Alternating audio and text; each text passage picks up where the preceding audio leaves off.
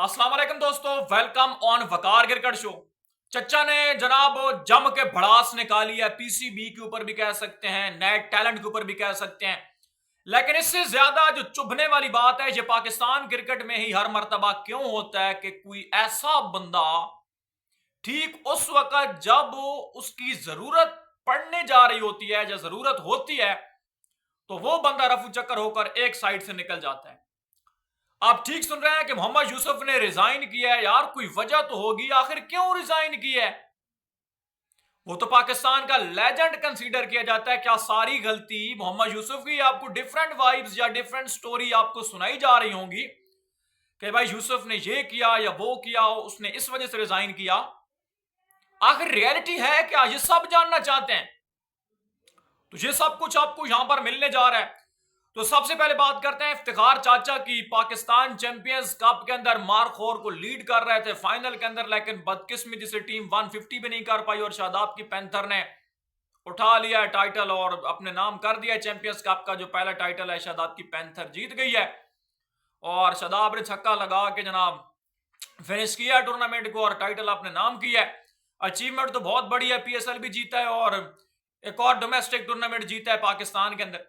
Achievement तो काफी तगड़ी है और शादाब खान के लिए। लेकिन इफ्तिखार चाचा ने कहा कि अगर आप बात कर रहे हैं कि अब्दुल समद मिल गया, फलां मिल गया, ये है वो है, तो ये आप गलत कर रहे हैं भाई।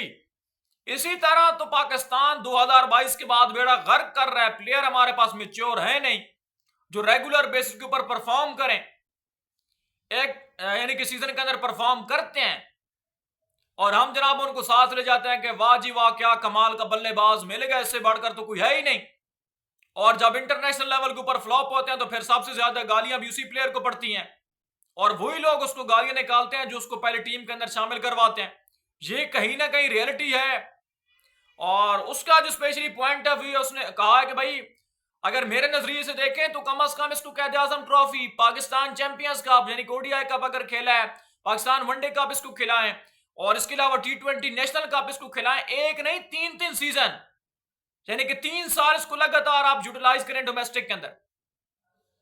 तो फिर अगर आप इसको समझ रहे हैं कि ये 3 साल लगातार इसने और डोमेस्टिक खेली और अगर इसकी परफॉर्मेंस ऊपर ही गई है, तो फिर ये बंदा डिजर्व करता है, ये मैच्योर होकर टीम में फिर शामिल होगा और फिर आपको ये रिजल्ट देगा।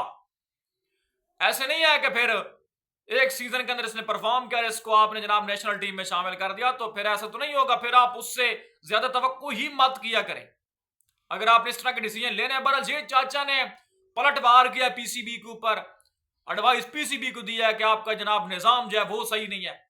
खैर चाचा का अपना लेवल ही अलग ही है, सब जानती हैं क्या परफॉर्मेंस इस वक्त है या क्या आगे होगी, ये एक अलग बात है।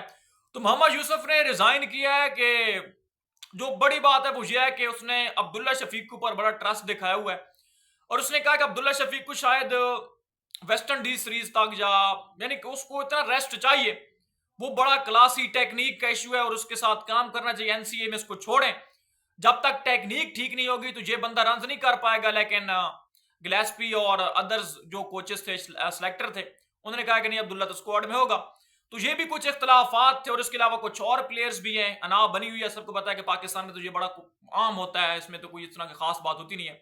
लेकिन उसने इसी वजह से रिजाइन किया कि भाई मेरी कोई सुनता है नहीं, सब अपनी बात करते हैं। अगर मैं सिलेक्टर हूं तो फिर मेरा मशवरा भी तो होना चाहिए। मैं पाकिस्तान को सर्व कर चुका हूं, मैं लेजेंड हूं, मैंने पाकिस्तान के लिए खिदमात दी हैं और अपने दौर का पाकिस्तान का सबसे बड़ा बल्लेबाज माना जाता था। तो ये जनाब रियलिटी है। तो मोहम्मद यूसुफ जो है उन्होंने बाय बाय टाटा कर दी है और एक साइड पे हो गए और पीसीबी ने उनका जो रिजाइन है वो कबूल कर लिया, एक्सेप्ट कर लिया कि ठीक है मियां जाओ, जो दिल करता है करो।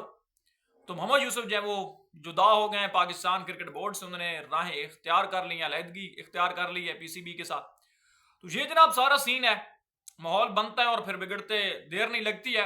अपडेट्स अच्छी लगी तो लाइक और सब्सक्राइब जरूर कर देना।